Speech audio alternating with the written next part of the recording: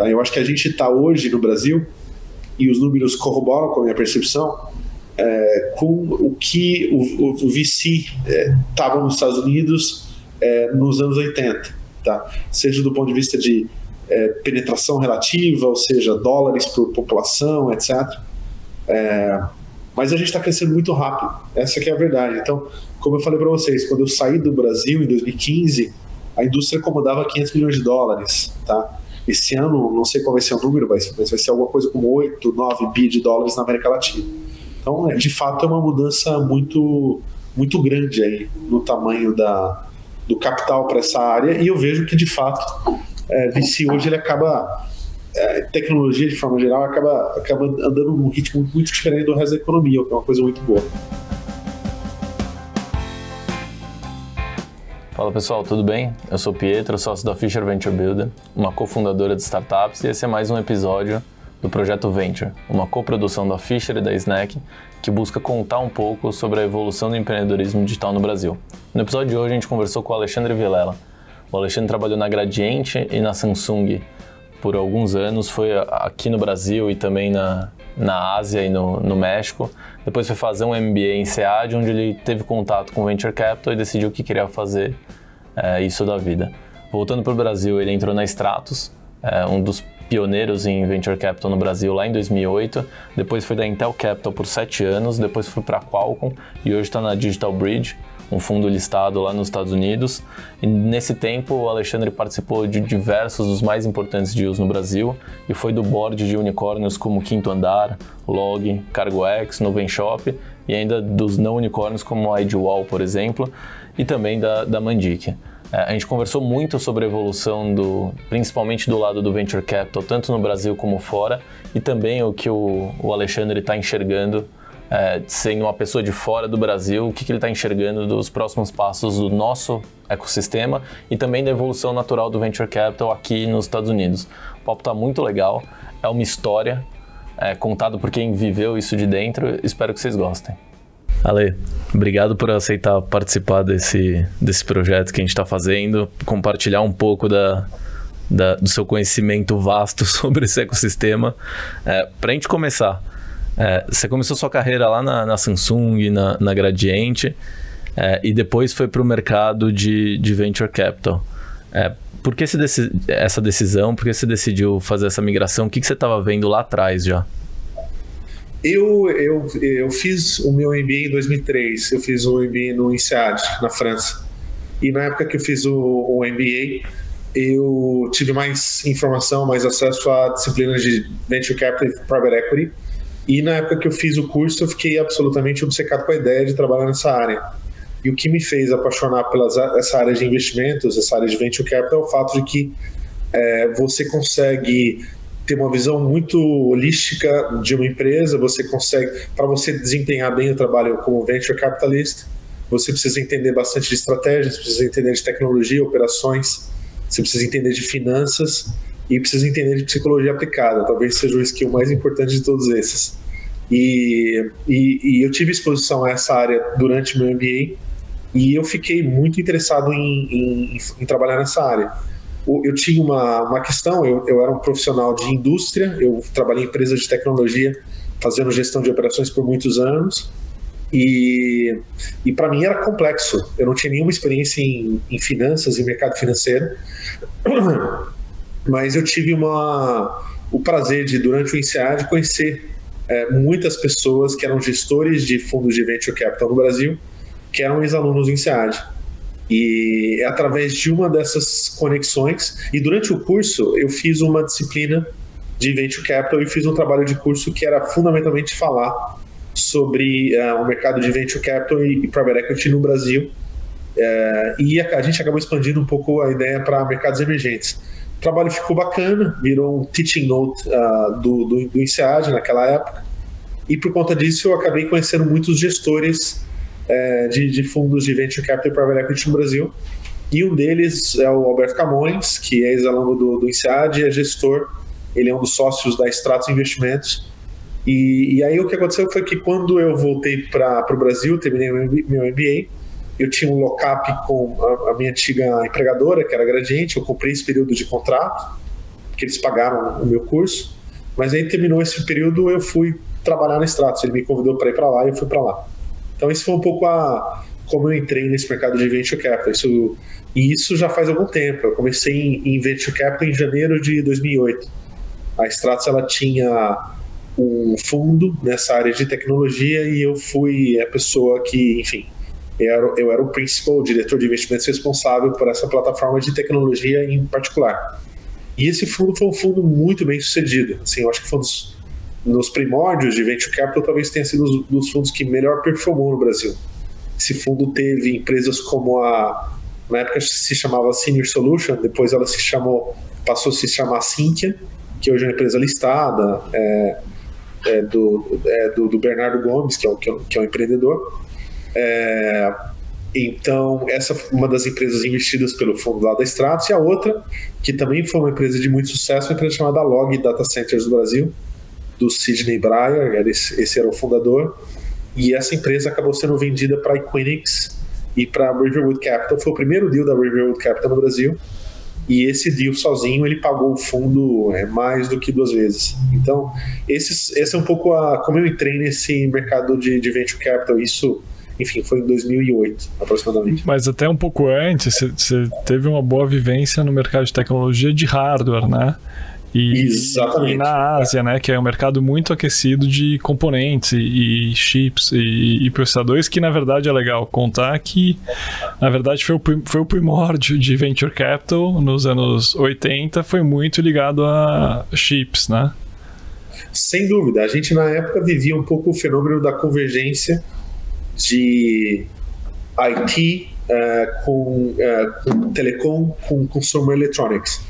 Então, quer dizer, hoje se você olha o iPhone no fundo é um produto de convergência dessas 3 áreas.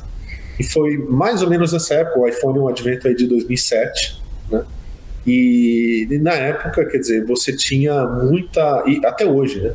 Você tinha muita inovação acontecendo ao redor desse ecossistema. Então, quer dizer, eu acho que o iPhone é a grande plataforma que deu origem efetivamente a nossa economia de apps que a gente vivencia hoje. Então, antes disso, a gente, enfim, tinha soluções embarcadas em sistemas operacionais que talvez não fossem tão preparados para isso. Então, obviamente, quando essas coisas, quando essa convergência da indústria de TI com a indústria de telecom e a indústria de consumer electronics, isso aconteceu mais ou menos em meados da última década, é que você, de fato, tem aí uma avenida para que muitas das inovações que a gente enxerga hoje no nosso dia a dia começassem efetivamente a surgir. E eu fui um dos primeiros executivos da Samsung na América Latina. Eu entrei na empresa no final da década de 90, trabalhei 2 anos na Coreia, trabalhei no México, trabalhei na Malásia, e depois eu trabalhei em Manaus por algum tempo. Aí eu saí da Samsung, fui na mesma indústria, fui para a Gradiente Eletrônica, e eu na Gradiente tive várias funções, eu fiquei vários anos lá, e na minha última função eu era responsável pela área de desenvolvimento de produtos e pela área de procurement. Foi antes da China, na época. Da Gradiente para a Nokia? Eu entrei, foi logo depois, a venda foi em 2000, outubro de 2000, menos, acho que foi meados de 2000, tá? Foi uma venda muito bem sucedida. A Gradiente vendeu a participação que ela tinha numa joint venture com a Nokia por $450 milhões, fundamentalmente era uma fábrica e um non-compete, tá? Então isso que fundamentalmente a Gradiente vendeu. E aí o que aconteceu foi que logo na sequência, já em 2001, a Gradiente me contratou para fazer o business plan para a empresa voltar ao mercado de telecom assim que o non-compete expirasse. Então, durante o ano de 2001, eu rodei o mundo, principalmente a Ásia e a Europa, tentando encontrar parceiros de tecnologia que pudessem ser parceiros da Gradiente nessa retomada no mercado de celulares. E foi, Dani vai lembrar disso, isso aí é o advento lá do GSM, o chamado 3G. Né? Então, foi mais ou menos nessa época que eu trabalhei com isso. E aí eu fiz isso por um ano, a gente fechou 2 parcerias estratégicas, E aí depois disso eu fui fazer meu MBA na França, lá no INSEAD. Então isso é um pouco a minha origem profissional. Então eu venho dessa área de operações, sempre em empresas de tecnologia, e de fato em 2007 eu fiquei super interessado. Eu já tinha uma carreira longa nessa área de gestão de operações, mas eu queria uma atividade que fosse muito analítica e que pudesse combinar muitas competências diferentes. Eu sou uma pessoa que tem uma certa curiosidade intelectual, eu gosto de aprender coisas novas, então, de fato, a área de Venture Capital ela tem isso, você consegue combinar expertise em áreas muito distintas entre si, você precisa entender, de novo, de operações, finanças, tecnologia, finanças, estratégia, para conseguir desempenhar o papel bem. Então, me atraiu muito essa ideia e eu acabei fazendo essa migração, que não é uma coisa simples. Eu fiz essa migração, eu tinha, sei lá, 30 e poucos anos, e para mim foi um pedágio grande, assim, eu era um cara sênior de indústria, né? E eu fui para essa área efetivamente para começar meio que do zero. Então, mas nunca me arrependi disso. Essa é uma decisão que eu tomei em 5 segundos. Então, e de fato, naquela época o ecossistema era muito diferente do que é hoje, né? Então, a gente tinha, de fato, você tem uma primeira geração de gestores de Venture Capital no Brasil, que fundamentalmente você tinha a GP, que chegou a ter fundos de tecnologia. Então a GP, por exemplo, é investidora da Bematec, foi a primeira investidora da Bematec, né? Você tinha empresas como a própria Stratos, a FIR Capital, lá de Minas Gerais, você tinha a CRP, você tinha a DGF, lá com o Sidney e com o Fred. Então essas são as gestoras que começaram nesse processo de Venture Capital, isso no final da década de 90, começo dos anos 2000. A Monax, ela veio depois disso, ela surge mais ou menos em 2006, 2007. Então, você tem essa primeira geração de gestores e a gente viveu, de fato, assim, depois do advento da explosão da bolha da internet, de 2001, você tem um período aí de 2002 até mais ou menos 2006, que é um período meio de inverno nuclear no Venture Capital brasileiro. Você tem muito poucas gestoras ativas. A atividade de Venture Capital, de forma geral, ela tem uma correlação negativa com taxa de juros. Então, quanto mais alta a taxa de juros, normalmente isso acaba sendo um freio para investimentos em empresas com mais risco, tá? A gente vivia uma época de taxa de juros de 2 dígitos, né? Taxa de juros muito alta. A captação era muito concentrada nos fundos de pensão, tá? Então, investidores institucionais, e esses investidores institucionais eram muito, obviamente, a grande concentração da carteira deles era a renda fixa, por razões óbvias, né? Então era muito difícil, você não tinha também muitas histórias de sucesso de Venture Capital naquela época. As gestoras, quando elas conseguiam captar o primeiro fundo, elas tinham dificuldade de captar o segundo fundo, porque elas não tinham muita saída. Então aquele período de pioneirismo foi um período muito difícil, assim. Então... Mas até é legal você estar contando o perfil do pessoal e as investidas, porque do que a gente estudou e viveu um pouquinho, né? No padrão de hoje, são investimentos mid-late stage, né? Porque as companhias já estavam constituídas, já tinha fluxo de caixa, que é uma coisa muito importante para a época. E, na verdade, o dinheiro via para realmente subir o degrau da companhia, né? Só para dar um bump, assim. Não tinha tanto também a mentalidade de growth exponencial, né? Era jogar só para o outro patamar e daí, legal, venceu, né? Isso. Era muito isso. Essa é uma diferença também importante do VC no Brasil para o VC nos Estados Unidos. No VC no Brasil, em especial naquela época, os investidores empurravam as empresas bem cedo na direção da lucratividade, até porque você tinha uma incerteza grande com relação a rodadas subsequentes. Então fazia muito sentido, assim, se a empresa não conseguisse sobreviver depois de uma rodada, de uma primeira rodada, uma segunda rodada, ela teria muita dificuldade de captar dinheiro em rodadas posteriores, tá? Mesmo nos Estados Unidos, o advento dessas mega rodadas, ele não é tão antigo assim. Quer dizer, isso realmente começou, quem mudou esse jogo foi a Andreessen Horowitz, quando entrou no mercado aí em 2009. Né? A Andreessen foi pioneira nisso, fazer essas rodadas maiores, etc. E no Brasil isso demorou muito tempo. Tá? No Brasil a gente foi ter a primeira grande rodada de Venture Capital em 2016 ou 2017 com a 99. Tá? Quando a 99 captou $100 milhões com o SoftBank. Eu acho que aquele deal, ele marca a fase que a gente vivencia hoje, das mega rodadas. Mas até então, isso é uma coisa muito rara. A gente, na época, os fundos de VC, por exemplo, o primeiro fundo da Stratos, era um fundo de R$30 milhões. Tá? Então, e você fazia... E o tamanho do Series A e do Series B é uma fração do que é hoje. Então, você já usava o termo Series A e Series B na época? A gente usava, mas até as estruturas eram diferentes. Tá? Na época, por exemplo, quando aí talvez a gente esteja entrando num caminho mais técnico, mas na época a gente usava muito common shares, ações, né, common shares para fazer investimento. Então hoje straight equity, né, direto. Traduzindo assim, a companhia emite ações comuns, tudo do mesmo nível, né, ordinárias aqui que a gente ações ordinárias. E o investidor entra direto no cap table na mesma posição dos fundadores, né, praticamente.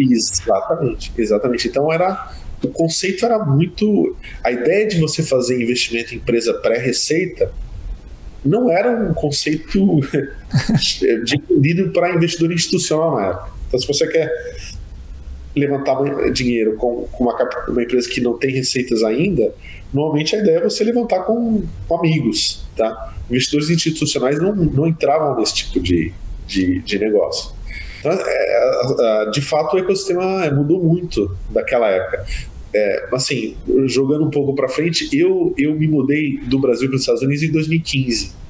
Tá? Em 2015, a gente, obviamente, do ponto de vista macro, foi um ano muito difícil para a economia, foi um ano de retração forte do PIB, né? Vocês se recordam disso, foi o primeiro ano do segundo mandato da Dilma.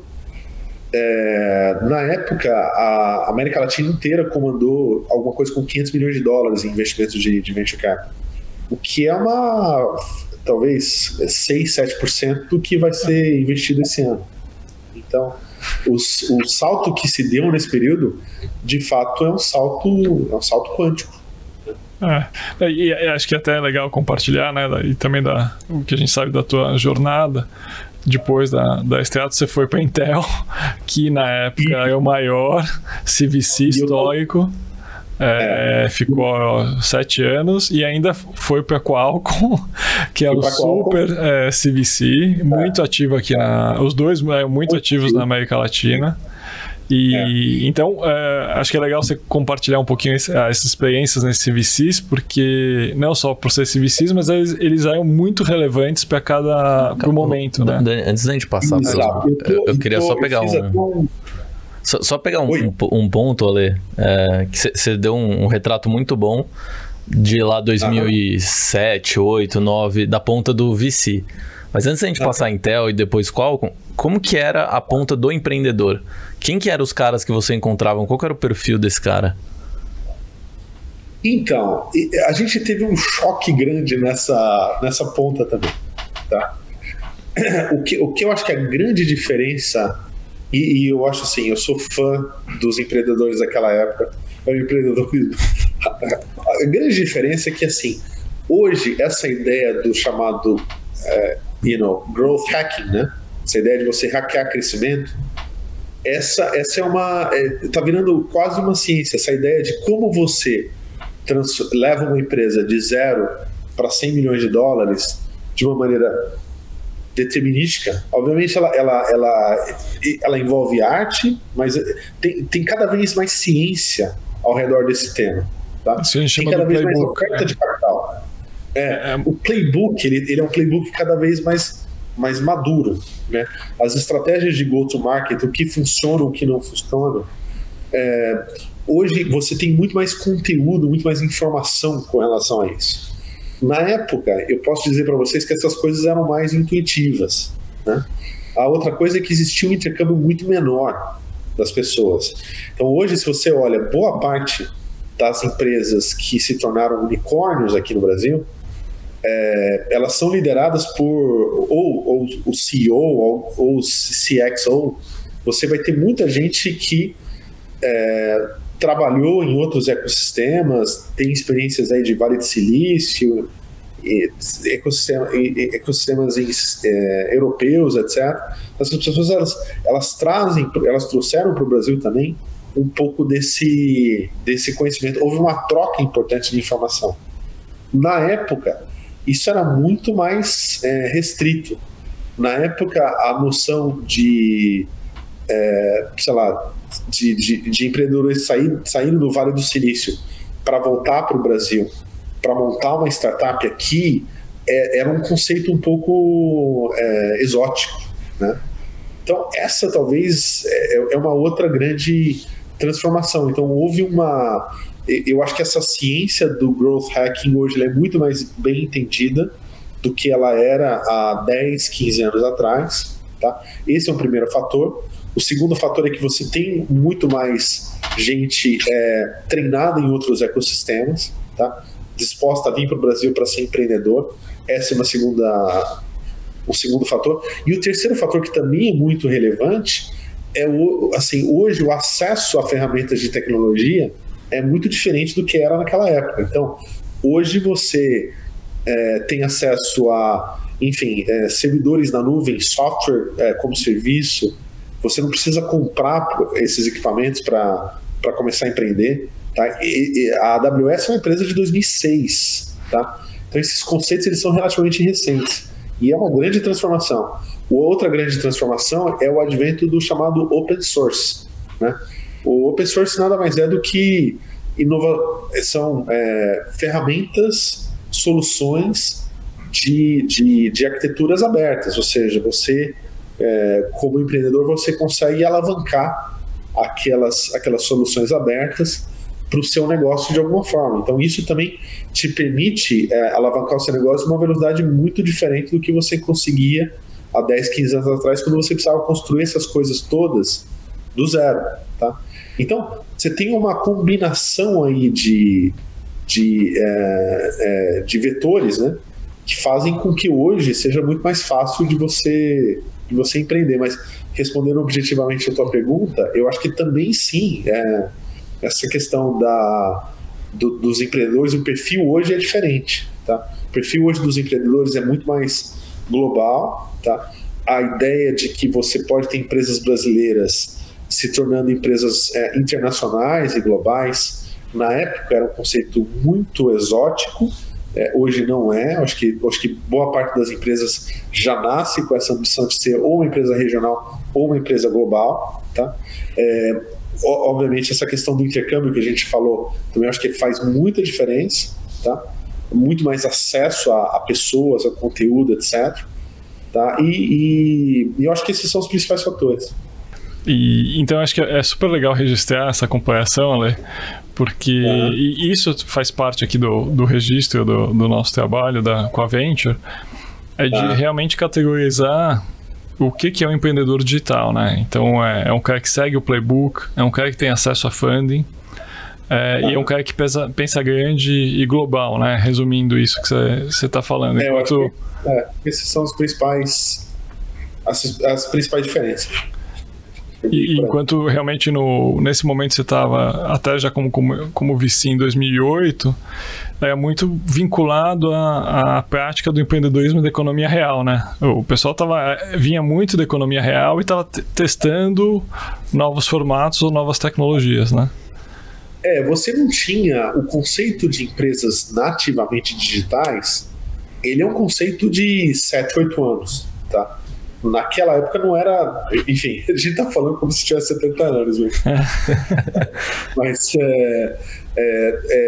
naquela época era um pouco híbrido, às vezes, né? As soluções tinham um pouco essa característica de serem um pouco híbridas e você ter um pouco essa mescla do offline com o online.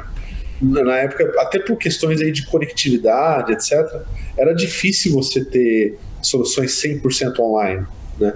Você não tinha infraestrutura, a rigor você não tinha infraestrutura para isso, né? Então, essas são talvez as principais mudanças, né? Então, e eu senti isso muito na pele quando eu comecei em Venture Capital, né?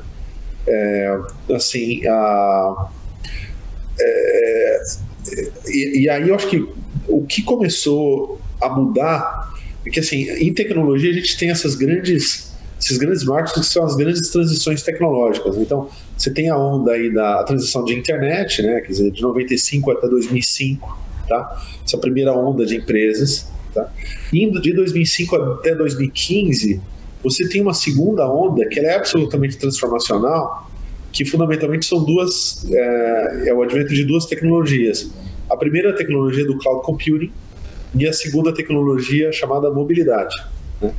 Quando você combina essas duas coisas, você cria um ponto de disrupção e um ponto de potencial entrada para novos players que é muito interessante, tá? Então, empresas como a AWS, empresas como Salesforce, empresas como VMware, elas surgem exatamente nesse momento de transição de tecnologia, né? Então, esses momentos de transição de tecnologia são efetivamente os melhores momentos para você ter novos entrantes, porque efetivamente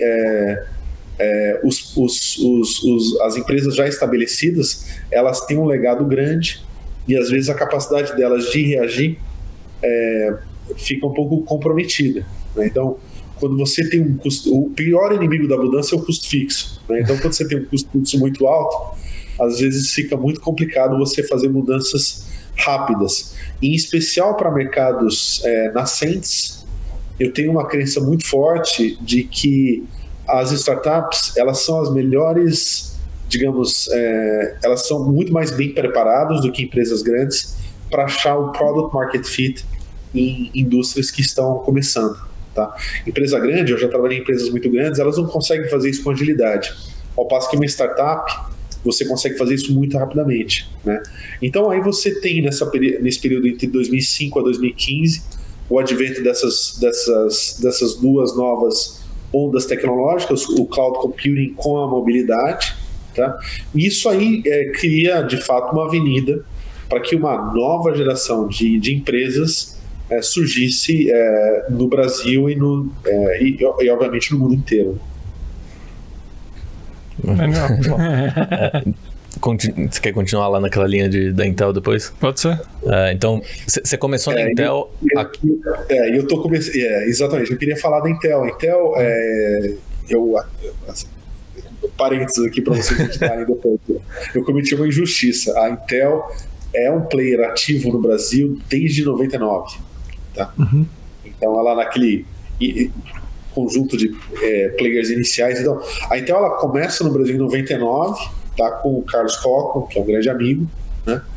E ela até 2015, até 2016, até 2015 e 2016, ela é o corporate venture capital mais ativo desse mercado, tá? Então a Intel ela tem uma participação muito relevante no ecossistema.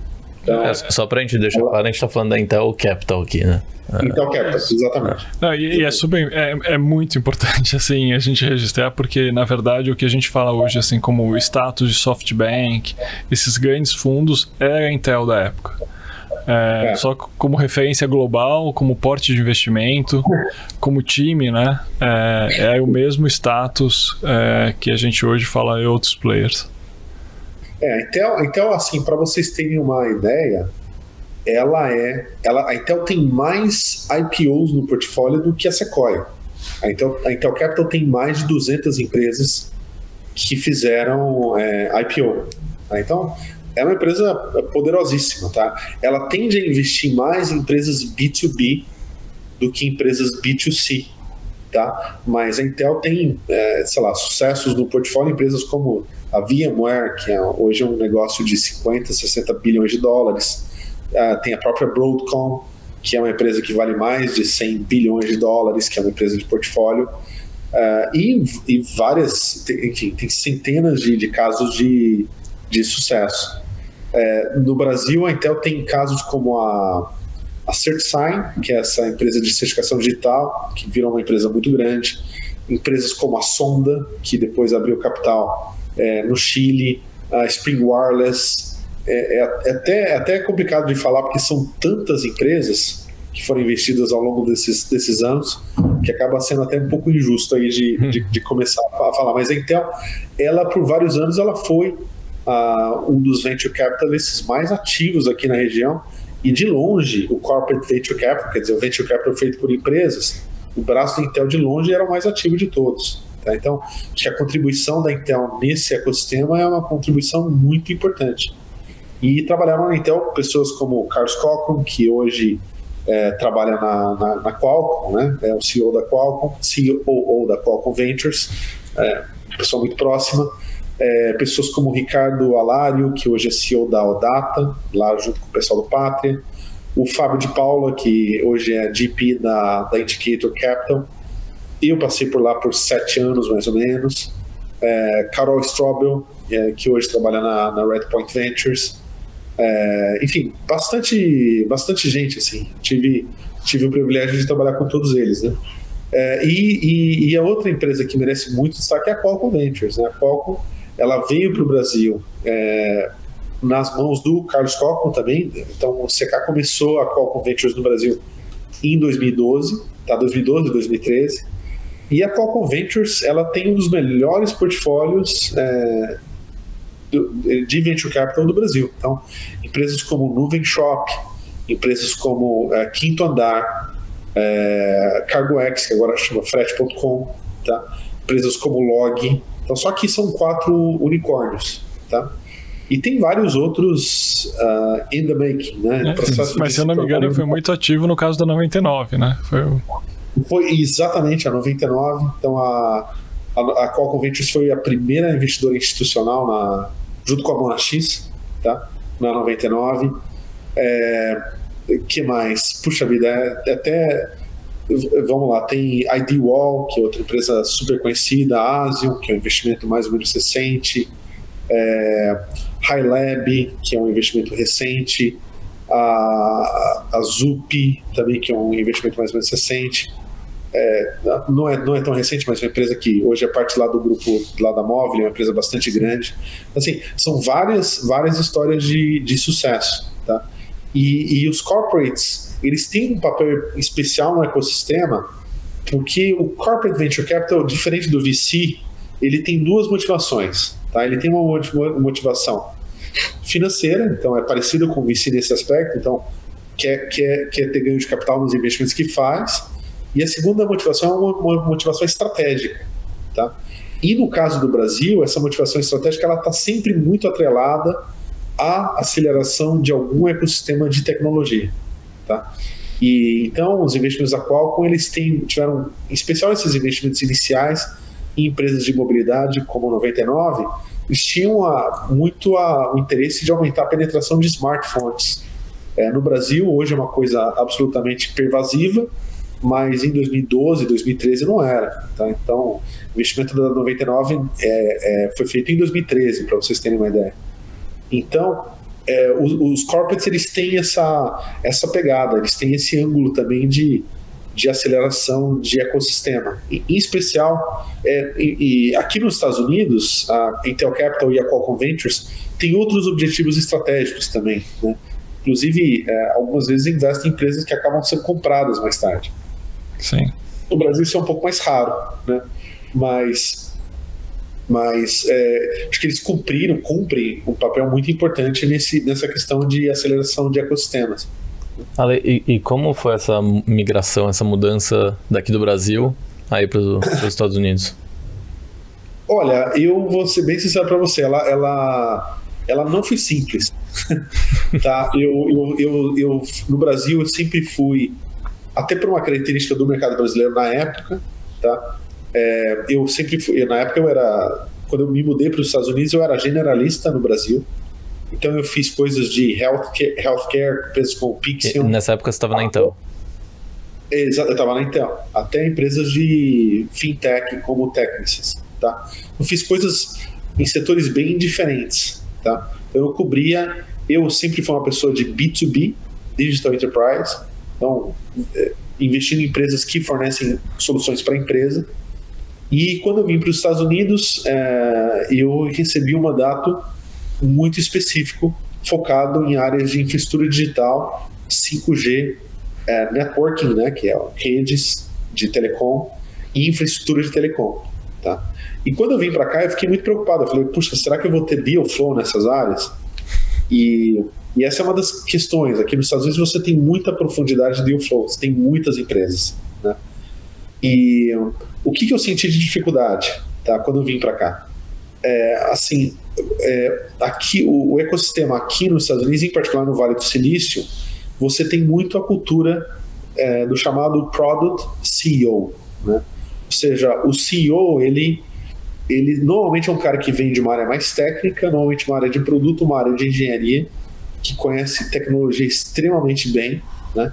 Muito versado nesse tema, e que,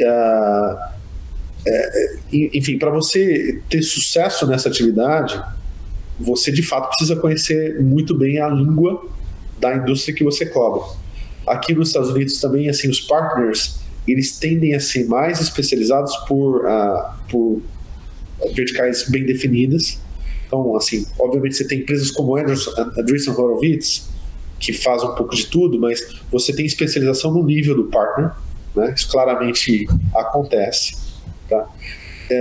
E, de fato, você precisa conhecer tecnologia nas áreas que você está cobrindo profundamente para ter uma interlocução interessante. Então, aqui nos Estados Unidos, isso está acontecendo no Brasil cada vez mais também, mas, por exemplo, quando você tem times que saem para empreender e são times com boa reputação, são times estelares, esses times recebem 5, 6 term sheets de investidores diferentes, tá? Então o trabalho do Venture Capitalist, ele acaba sendo muito mais um trabalho de venda, né? Você tem que vender, você tem que mostrar o que você está trazendo em adição aos seus dólares, né? Do que propriamente um trabalho puramente de investidor. Puramente de investidor. Então, quando eu vim para cá, eu sofri um pouco isso. Eu não tinha um nível de entendimento de tecnologia dos setores que eu cobria que fosse profundo o suficiente para criar esses reports, para criar esses relacionamentos no nível que precisava. Então, eu te diria que no meu primeiro ano eu apanhei bastante, tá? Eu tive, nesse aspecto, para mim foi muito importante estar trabalhando dentro de uma Intel, porque claramente você tem muito suporte, você tem muito aonde se apoiar com relação a essa questão de tecnologia em especial, e com o tempo você vai aprendendo, você vai catching up, né? Mas no começo eu acho que foi complexo para mim, né? Eu tenho sempre desculpa, curiosidade de entender sei lá, eu não vou dizer assim que é o melhor modelo de VC, né? Mas é muito comum nos Estados Unidos ter o VC que, na verdade, o cara ele é do mercado financeiro, e daí ele tem muito o olhar financista, vamos dizer assim, porque o investimento de risco é uma classe de ativo. Então ele vai migrando na classe de ativos, e daí ele se foca nessa classe que é capital de risco, que a gente chama de Venture Capital. Mas daí, muito com Anderson, os dois, na história dos dois, eles viraram um pouco a mesa, né? Eles falaram, cara, a gente era de tecnologia, a gente criou negócios de sucesso, então vamos criar um novo path para o empreendedor, que é ser VC. Então, e daí começou a meio que ter um clash, né? Essa é a minha percepção, assim, um clash, um combate desses dois perfis de VC. É isso mesmo? Eu acho que hoje boa parte das firmas, elas gostam de ter um pouco de mix. Gente com experiência como operador, né? E gente que, enfim, é mais da linha, digamos, mais tradicional, de VC tradicional, de análise financeira, etc. A combinação boa é quando você combina essas duas coisas. A Andreessen, a A16Z, ela mudou muito o jogo de Venture Capital em uma série de aspectos, né? Então, antes da A16Z, por exemplo, a A16Z foi a primeira empresa a investir pesadamente nessa parte de Value Added Services, né? Serviços de valor agregado para os fundadores. Tá? Então, quando os dois empreendedores eles se juntaram para montar, o Mark Andreessen e o Ben Horowitz, eles se juntaram, eles já eram bilionários, eles já tinham feito saídas gigantescas. Então, assim, eles basicamente pegaram toda a taxa de administração dos fundos que eles levantaram muito capital, e basicamente eles montaram grandes estruturas para dar suporte para os empreendedores, seja do ponto de vista de contratação de talentos, seja do ponto de vista de desenvolvimento de negócios, seja do ponto de vista de marketing, desenvolvimento de narrativas. E esse escopo de serviços é uma coisa que não existia antes, né?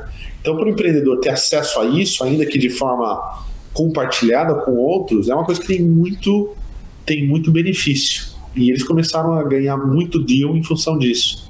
Acho que isso foi uma das principais coisas, uma das principais inovações que eles trouxeram. A segunda inovação que eles trouxeram foi efetivamente a noção de marketing para os fundos de VC. Tá? Então, se você observar, a A16Z ela é muito ativa em produção de conteúdo, então ela meio que se posiciona como thought leader em várias áreas. Tá? Então, quer dizer, quem nunca leu o paper do Software's Eating the World, né? Quer dizer, acho que é um clássico aí que todo mundo já leu em algum momento, e assim, eles são muito bons em produção de conteúdos, muito bons em produção de marketing. Eles criaram essa noção de que firmas de VC, para atrair o melhor deal flow, tem que se posicionar como líder de pensamento e, para tanto, tem que produzir conteúdo de qualidade. E essa acho que foi a segunda grande inovação. E a terceira grande inovação deles foi a crença de que investidores, de que operadores poderiam ser ótimos venture capitalists, né? Então, e a manifestação mais direta disso são os dois próprios. Então, então acho que eles mudaram muito o jogo de VC, e naquele momento e em vários outros momentos também, né? Mas muito em função dessas três inovações. Bom, o playbook de mesclar perfil de pessoas. Sim. É um playbook que eu acho que de alguma forma todo mundo acaba compartilhando. Mas sabe, você abordou um ponto super importante, que é essa questão do modelo americano, que é o Product CEO, né? Que a gente até está investigando. Eu acho que é um elemento muito importante do empreendedor digital. É um cara que é focado em produto e, como consequência, ele é customer centric, né? As coisas estão ligadas. Mas acho que aqui um pouco no Brasil, e eu queria ouvir um pouco também a tua opinião. Esse é um perfil novo, bem recente aqui no Brasil, né? Ter gente com essa habilidade, com essa competência. Mas nos Estados Unidos a minha percepção é que a economia, tudo ao redor, né, a cultura gira em montar o business. Então qual o perfil do business? Porque todo ao redor vai ter suporte. E aqui no Brasil, o contrário, historicamente, né? Tudo é contra você, ou não contra, mas é muito difícil montar o business. Então sempre o primeiro hurdle, né, o primeiro desafio foi pôr um business de pé. Pô, ainda você vai fazer um business que é focado em produto, que é customer centric, é muito, muito complexo, né? Eu vou te dar a minha experiência pessoal, tendo participado em boards nos Estados Unidos e no Brasil. Tá? Se eu for, enfim, simplificar ao máximo uma discussão de board nos Estados Unidos, muitas vezes o tópico da reunião é como eu vou conquistar o mundo, tá certo? Porque questões de como atrair talento e como atrair capital, essas questões elas são relativamente fáceis de resolver. Tem muita oferta nas duas coisas, e a grande vantagem do competitivo dos Estados Unidos como nação é que os Estados Unidos de fato é um magneto, é um imã para atrair muita gente boa para trabalhar aqui, né? Então as discussões eram muito na linha do que eu faço. Eu sou uma das melhores empresas do mundo, como a gente vai conquistar o mundo, tá? Ao passo que muitas vezes no Brasil, e não tem nada de errado com isso, é uma manifestação do que a gente é como economia, como país. Muitas vezes a discussão como é que a gente vai sobreviver, como é que nós vamos passar o próximo quarto, né? Como é que a gente vai passar o próximo trimestre. é tudo uma questão evolutiva, né? E claramente essas coisas estão mudando muito e estão melhorando muito no Brasil, né? Então, eu sou muito otimista com o Venture Capital no Brasil. Eu sou mesmo, tá? E eu acho que a gente tem uma geração nova de empreendedores que é muito talentosa, que foi treinada em alguns dos melhores lugares do mundo, que conhece muito esse playbook de growth hacking, que, de novo, tem aspectos de ciência e tem aspectos de arte, mas eles conhecem isso, né? Você tem muitos exemplos de empresas bem-sucedidas que acabam funcionando como referência. Você tem muito mais oferta de capital. E eu vejo essa nova geração de líderes com pessoas mais, comparado com a geração de 15 anos atrás, enfim, também mais focadas em cliente, mais preocupadas em questões de diversidade, questões de ética, enfim, essas coisas todas. Então, eu sou super otimista com essa geração nova. Eu acho que essa geração nova, ela efetivamente vai dar um step function, vai dar uma função degrau aí na competitividade de vários setores, né? Eu vejo, sei lá, como a Quinto Andar, por exemplo, está mudando o setor onde ela atua, de real estate. Mesma coisa com a Nuvem Shop para SMBs, né? Eu só consigo ser otimista quando eu vejo essas coisas. Então, talvez para você ser venture capitalist, você tem que ter um pouco esse viés de otimismo de uma forma meio intrínseca, mas eu vejo essas coisas com ótimos olhos, tá? Eu acho que a gente está hoje no Brasil, e os números corroboram com a minha percepção, com o que o VC estava nos Estados Unidos nos anos 80, tá? Seja do ponto de vista de penetração relativa, ou seja, dólares por população, etc. Mas a gente está crescendo muito rápido, essa que é a verdade. Então, como eu falei para vocês, quando eu saí do Brasil em 2015, a indústria incomodava 500 milhões de dólares, tá? Esse ano, não sei qual vai ser o número, mas vai ser alguma coisa como 8, 9 bi de dólares na América Latina. Então, de fato, é uma mudança muito, muito grande aí no tamanho do capital para essa área, e eu vejo que, de fato, VC hoje ele acaba, tecnologia de forma geral acaba andando num ritmo muito diferente do resto da economia, o que é uma coisa muito boa. Mas pegando esse ponto de evolução, antigamente a gente ouviu falar muito aqui, a gente não tinha capital, hoje a gente tem capital. O que você acha que são os próximos desafios da nossa indústria aqui para ela continuar amadurecendo? Olha, eu acho que um desafio grande que a gente tem no Brasil é sempre a questão de talento, tá? Talento, acho que é um grande gargalo hoje para empresas, muitas empresas brasileiras, assim.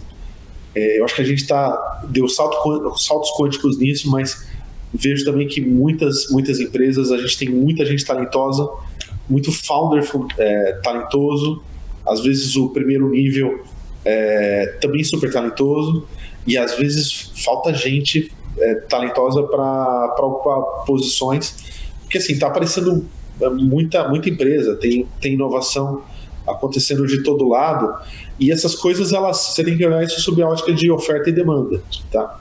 Então, digamos que a oferta de capital para essas empresas, você consegue deslocar capital de forma relativamente ágil e relativamente rápida, tá? Agora, para você montar a oferta, quer dizer, isso também, a questão de talento está muito relacionado a isso, às vezes demora mais tempo, tá? Então, ter essa massa crítica, porque, assim, talento a gente tem, tá? A questão sempre é a questão da massa crítica, né? Você precisa de um número muito grande de gente muito bem treinada para dar vazão a todos esses projetos que estão surgindo por aí. Então, essa talvez seja a questão que eu acho mais desafiadora para ser endereçada. Tá? Então, talvez... Oi. Não, pode completar. Não, eu acho que é isso. Do ponto de vista de talento, aí eu acho assim, por exemplo, a gente tinha até alguns anos atrás uma questão importantíssima com relação às saídas, tá? A gente tinha em termos relativos, eu acho que poucas saídas. O Edson Rigonati, que é um cara que eu respeito demais, ele tinha uma visão um pouco diferente dessa, tá?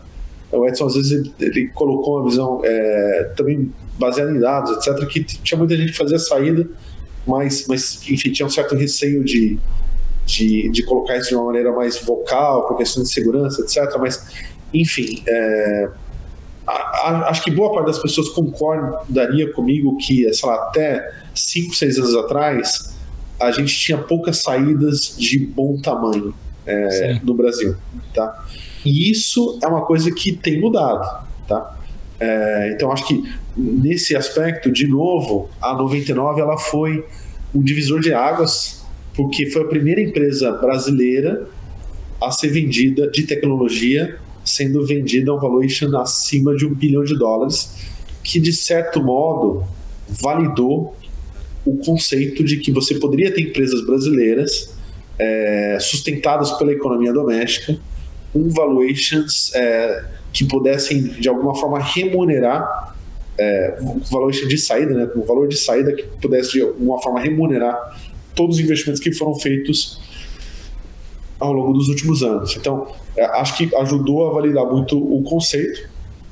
Eu também vejo com olhos muito positivos, apesar do que está acontecendo nos últimos meses, com essa reprecificação de ativos, mas eu vejo com olhos positivos o fato de que você tem empresas brasileiras também indo para a Bolsa, né? Então isso acho que é super bacana. Você pega uma empresa como o Mercado Livre, obviamente não é uma empresa brasileira, mas o Mercado Livre hoje já é uma das 100 maiores empresas de tecnologia do mundo, né? Então acho que isso é notável para uma empresa da nossa região ter isso, tá?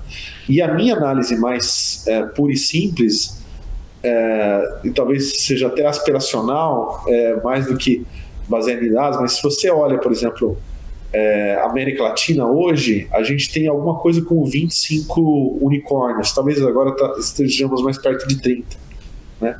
Até ontem a Semantics anunciou aí um IPO, então já vale mais de $1 bilhão também, tá?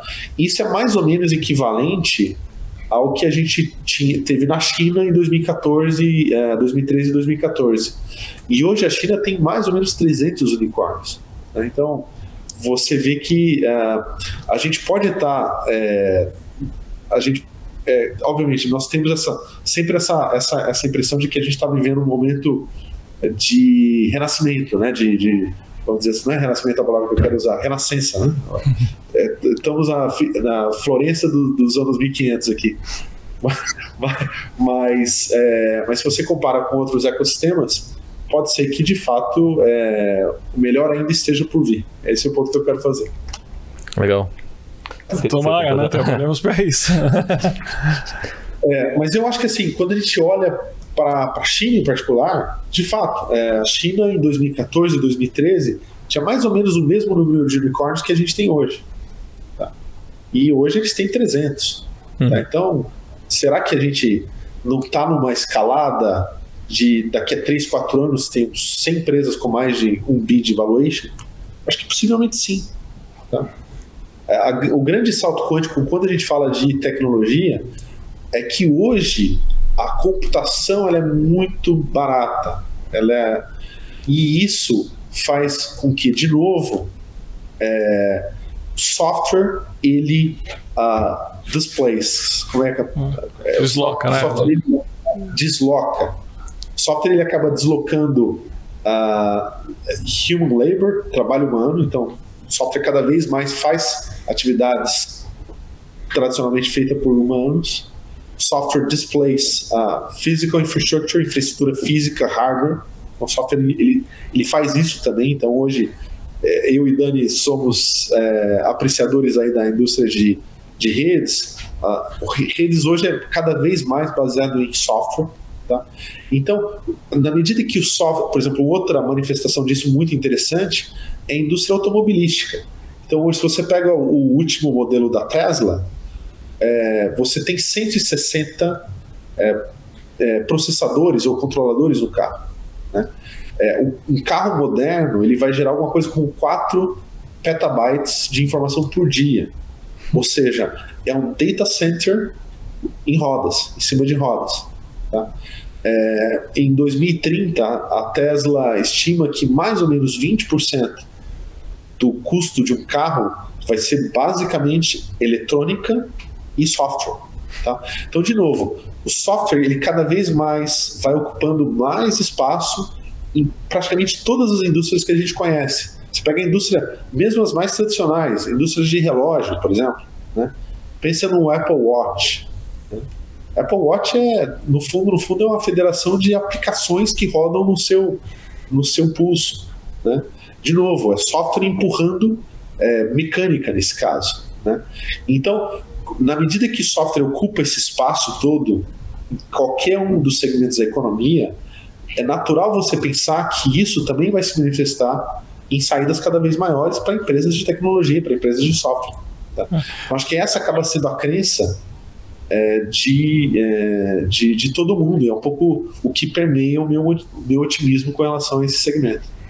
E acho que uma coisa muito legal de ouvir você falando e toda a forma que você pensa é que é muito voltado na geração e construção de valor, né? Então, para você, uma empresa grande é uma empresa que vale muito. E quando a gente fala uma empresa grande no Brasil, é uma empresa que tem muita gente ou que fatura muito. E não obrigatoriamente vale muito. Essas são... Pois é, o jeito de você enxergar essas coisas, ele também tem mudado, né? Esse conceito de como é que você gera valor, quer dizer, às vezes você tem um faturamento alto. Sim, sob o ponto de vista estritamente financeiro, quer dizer, eu sou um venture capitalist, então eu olho muito geração de valor através, não necessariamente de faturamento, mas de outras métricas, né? Então, sim. Então e você tem muitos indicadores prévios, né? Em inglês a gente chama de leading indicators, de valor de companhia. Então, possivelmente o deal de maior sucesso em tecnologia da história foi a compra do Instagram pelo Facebook. Né? Se o Instagram fosse uma empresa hoje, o Instagram ele valeria alguma coisa com 500, 600 bilhões de dólares.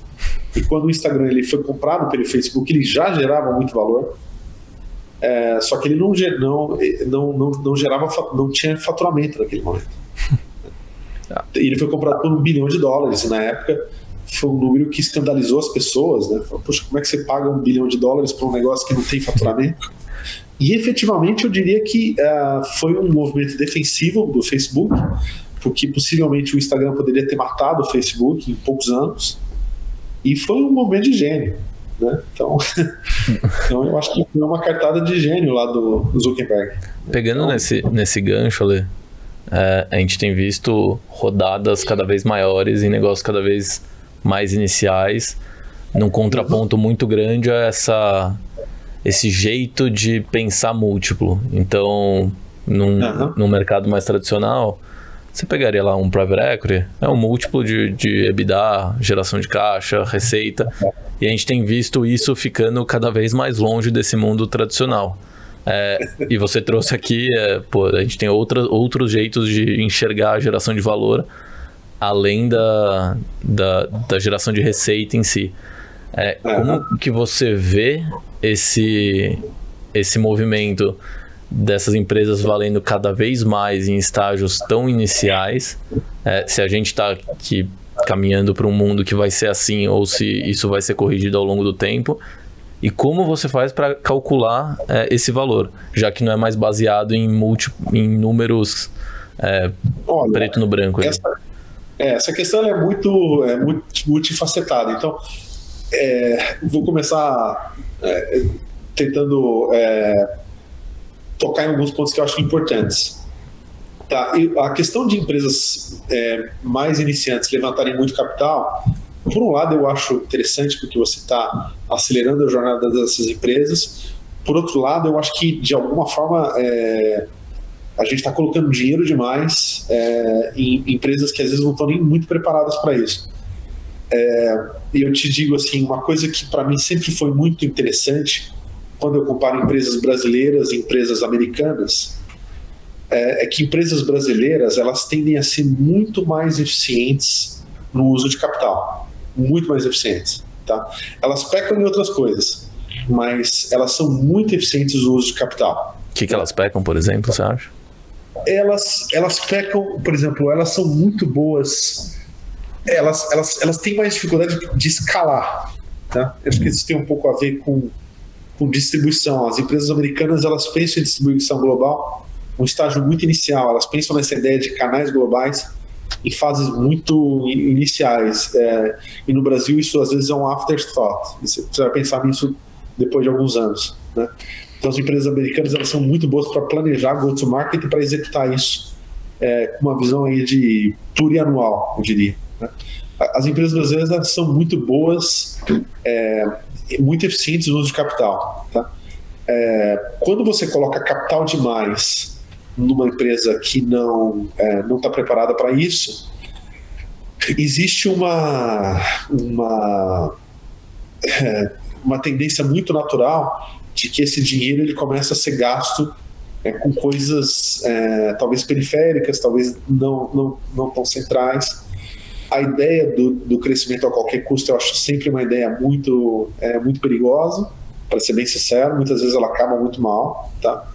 Então eu não sou super fã da ideia de você capitalizar demais uma empresa que às vezes não está preparada para isso. Eu acho que isso às vezes, em determinados casos, isso acaba acontecendo, tá?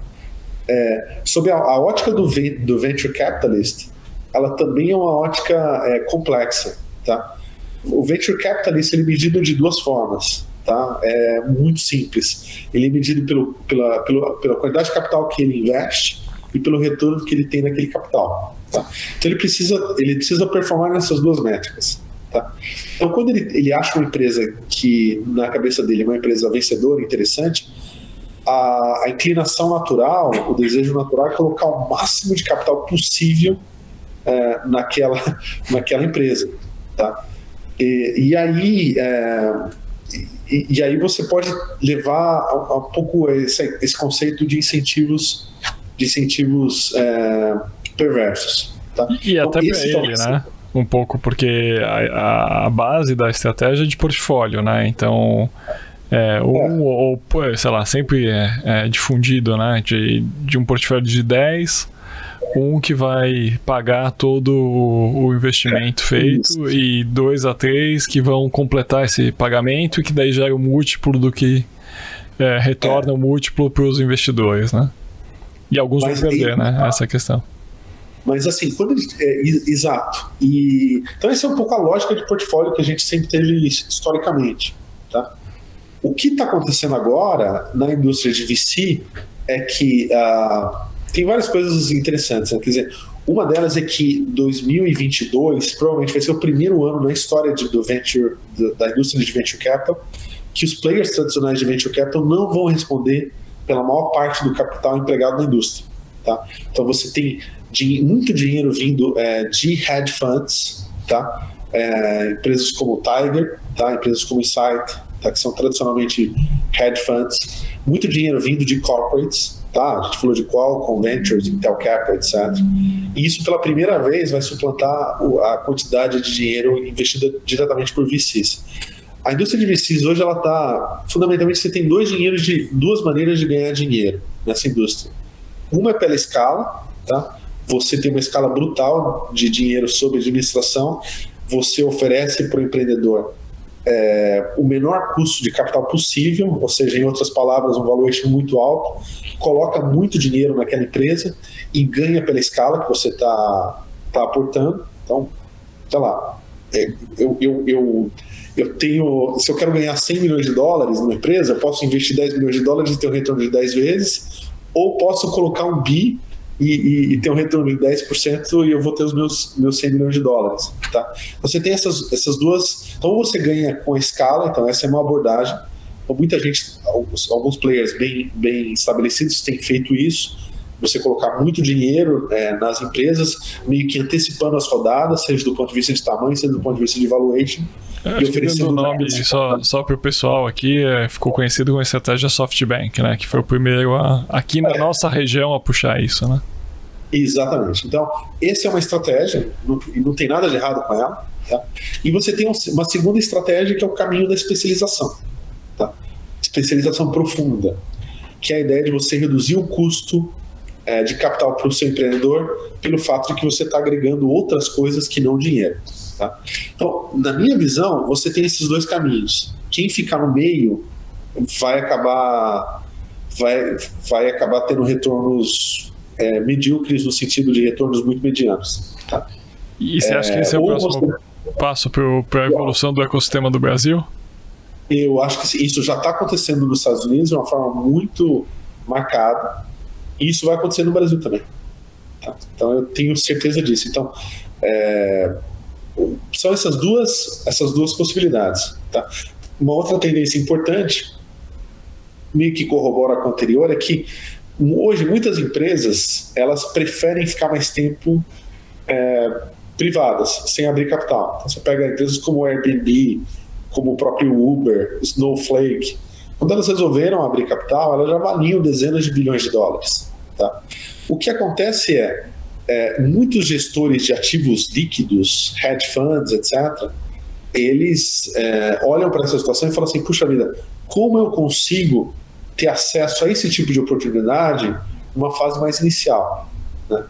E isso acaba sendo um pouco a gênese para esses caras começarem a investir em startups. Você pega o Fundo Verde no Brasil investindo na Log, investindo na Cargo X. Tá? Então, acho que é um pouco isso, é você conseguir ter um pouco mais do upside de empresas que você acredita que serão vencedoras numa fase mais inicial. Tá?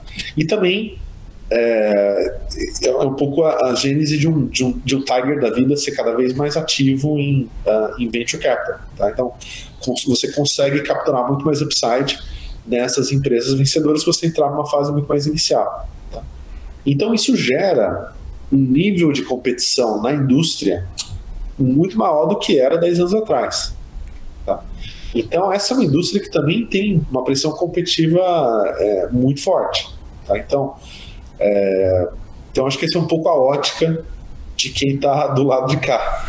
Ou seja, do teu lado também não é tão fácil como pintam, ou pintavam, pelo menos aqui no Brasil. Né? Não é. Definitivamente não é. Não é. Assim, essa indústria ela tem as suas... assim, se você está numa plataforma muito, assim, o que faz você ter muito sucesso nessa indústria de venture capital é você ter acesso aos melhores deals numa fase muito inicial, tá? É o que faz o Sequoia ser o que é, certo? Então o Sequoia normalmente é o fundo que recebe a primeira ligação de um time estelar que está saindo da Amazon para empreender, né? Então ele tem esse halo effect, né? Esse efeito de áurea, acho que esse é o termo, né? E isso é uma coisa que, do ponto de vista de vantagem competitiva, é muito importante. Dito isso, a manifestação desse efeito é que os retornos da indústria de venture capital são muito concentrados em 25, 30 players, tá? Que são os maiores players. E esses caras atraem a maior parte do capital. Tá? Sim. E aí você tem, enfim, um pouco de flywheel effect. Sim, sim. Então, porque você atrai mais capital, você tem acesso aos melhores deals, e por conta disso você atrai mais capital. Enfim, você tem esse tipo de efeito. Então essa indústria ela também está passando por isso, e ela também está passando por tentativas de reinvenção, né? Então você tem coisas muito interessantes aí surgindo também. Na indústria de vencer. Essa é uma indústria que pode passar por uma disrupção nos próximos anos também com tranquilidade. Digo isso com tranquilidade. O que você vê de novo que está surgindo? Eu vejo, por exemplo, nos Estados Unidos você tem muito a ideia dos free agents, tá? Que são venture capitalists bem-sucedidos, tá? Que conseguiram criar marcas próprias como investidores, tá? Que conseguem atrair deal flow, tá? E que num determinado momento falam assim, puxa vida, por que eu, entre aspas, tenho que pagar um pedágio para minha firma se eu posso levantar capital e posso fazer investimentos diretamente, tá? Então, o advento essa ideia do super anjo, né? Do super angels, né? Que são financiados diretamente por terceiros, é uma ideia que acho que ganha muita força, sem dúvida, tá? E acho que tem outras coisas diferentes, assim, por exemplo, recentemente a Andreessen, ela também, aí, puxa, tecnicamente eu não vou lembrar exatamente qual foi o registro que eles pegaram, mas eles se tornaram IRA aqui nos Estados Unidos, que é um tipo de advisor financeiro que os permite, por exemplo, a fazer trading de cryptocurrency diretamente. Tá? Então, a Andreessen, por conta disso, se tornou o investidor mais ativo nessa indústria. Né? Então, também eu acho que é uma expansão de TAM para eles. Eu acho que é um mercado que ninguém meio que estava olhando. Né? Eles começaram a olhar para esse mercado e empresas que estavam emitindo cripto, ao invés de seguir um caminho mais tradicional aí de levantar capital como uma empresa tradicional. Então, assim, essa indústria de VC, ela também vai passar por algum nível de disrupção. Tá? Recentemente, a Sequoia também anunciou um plano de ter uma estrutura de capital mais permanente, né? Sim. E isso também, enfim, pode ter algum tipo de repercussão no modelo de operação deles. Eu não sei exatamente os detalhes, mas, enfim, tem muita coisa sendo discutida com relação a novos modelos de negócio. Legal. A gente tá 1h10, a gente já tá passando bastante. A gente não vai mais te prender ali. Não, imagina. Prazer falar com você.